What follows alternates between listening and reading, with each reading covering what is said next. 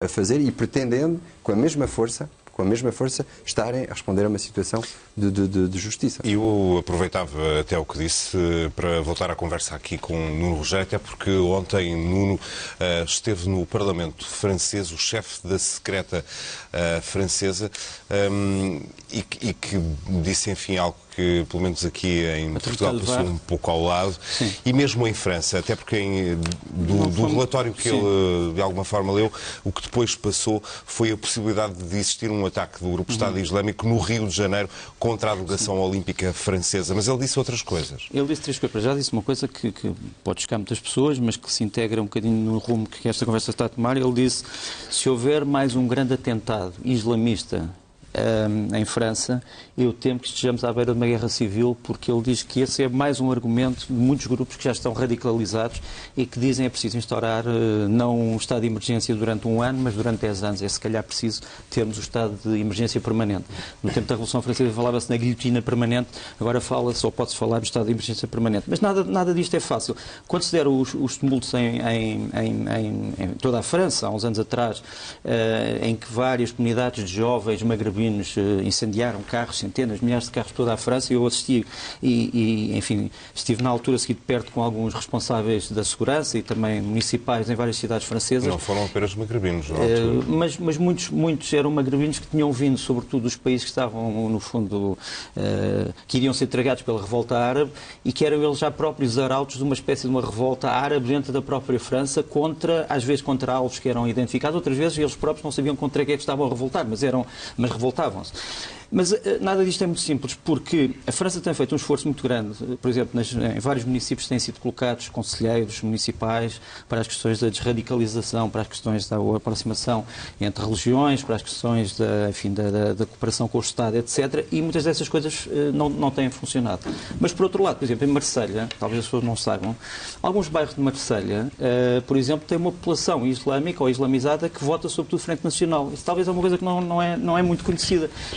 Alguns dos representantes da Frente Nacional em Marselha consideram que são representantes de uma população, digamos assim, muçulmana que rejeita o radicalismo. Portanto, a França é um país complicado. Sempre foi um país complicado, é difícil de explicar em muitos aspectos, precisa de ser ajudada. O que me leva ao segundo tema, que é o Patrick Calvar, que disse também que esperava que este grupo, à medida que vai sendo decapitado na Síria e no Iraque, que possa ter instintos para fazer coisas novas na Europa. Ele lembrou o caso do IRA, que à medida que foi sendo destruído, se tornou cada vez mais radical nos seus últimos redutos. E tivemos o famoso atentado de Omar, que foi talvez um dos mais extremos do IRA, numa altura já do seu ocaso. E ele teme que o ocaso do Estado Islâmico leve a atentados, por exemplo, com veículos. Uma das coisas que nós sabemos é que a polícia hesitou, depois do caminhão ter sido travado, hesitou a entrar dentro da caixa forte do caminhão, com medo de que fosse um caminhão carregado de explosivos. Portanto, há não neste tinha momento explosivos, mas tinha armas e granadas. Mas fosse um caminhão carregado de explosivos, imaginamos o que é que teria sido a tragédia para além daquela que já existiu.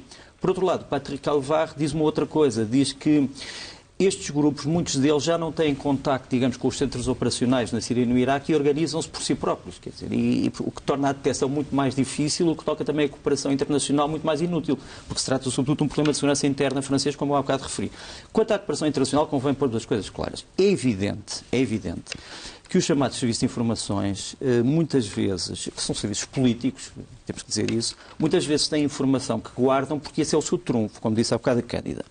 Mas não se passa sempre assim, quer dizer, tem havido nos últimos tempos não só troca de informações úteis entre serviços europeus, mas também entre serviços europeus e dois serviços extra-europeus que têm sido essenciais nesta questão. E que são quais? Os serviços turcos e os serviços marroquinos. Sobretudo os serviços marroquinos.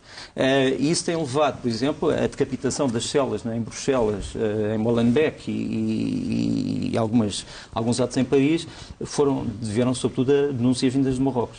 Por outro lado, a cooperação, que pode não ser tão boa entre serviços de informações, que são, como eu disse, serviços políticos e, portanto, têm ciclos de cooperação, às vezes colaboram bem, outras vezes colaboram mal, porque, no fundo, estão também sujeitos a uma diretiva política.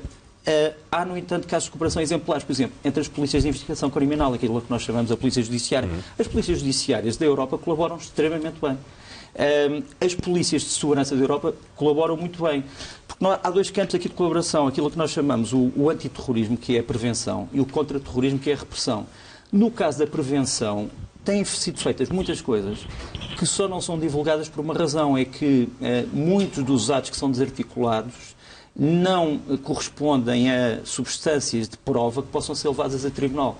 E, portanto, é por isso que muitas vezes nós não falamos no assunto, porque nem todos estes casos são levados a tribunal. Mas há muitos casos de articulação. As 1.500 situações desarmadas durante o Euro. Mas é que o grande problema, os cálculos sobre quem é que parte para a Síria, quem é que vem da Síria, são cálculos muito por alto. Por exemplo, há um investigador norueguês, que é talvez aquele que neste momento está mais atualizado sobre o assunto, que põe os cálculos muito acima daqueles que são feitos pelos serviços ocidentais. Porque há pessoas que partem que têm nacionalidades duplas ou triplas, há pessoas que partem com identidades falsas, há pessoas que regressam sem se saber. Portanto, sabermos ao certo quantos é que partiram, quantos é que regressaram, e dos que regressaram, quantos é que estão dispostos a recomeçar a luta, como eles costumam dizer, é um cálculo muito diferente, mas podem ter a certeza que isto é um perigo e é uma ameaça que vai viver connosco durante algum tempo. Não deixa de alguma forma ser curiosa a coincidência entre esse discurso, essa alocução ontem feita pelo chefe da secreta francesa no Parlamento e aquilo que Deixa-me só aconteceu esclarecer hoje. que o DGSI é o Serviço de Segurança Interna, portanto aquilo que corresponde, que substitui as informações da polícia e corresponde mais ou menos ao nosso SIS.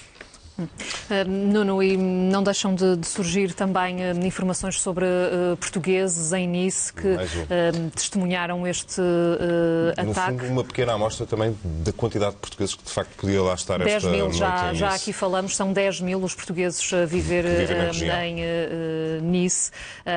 E este é um deles, Miguel Cunha, que estava precisamente